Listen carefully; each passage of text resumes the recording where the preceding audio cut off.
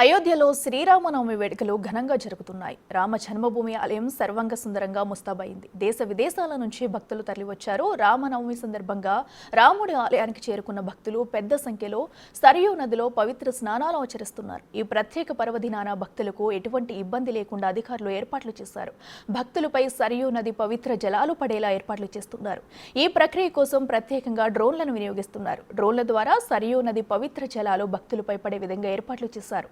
ఆలయ అధికారులు భారీ స్థాయిలో భద్రతా ఏర్పాట్లు చేశారు.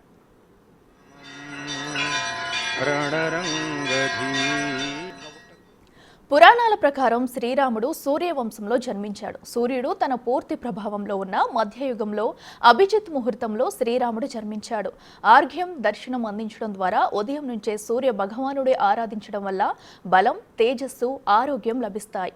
సూర్య భగవానుడిని పూజించేటప్పుడు సూర్య పూజ కోసం మధ్యాహ్నం సమయాన్ని ఎంచుకుంటారు. అందుకే రామనవమి వేళ సూర్య తిలకం పెట్టడానికి అయోధ్యలో మధ్యాహ్నం సమయాన్ని ఎంచుకున్నారు.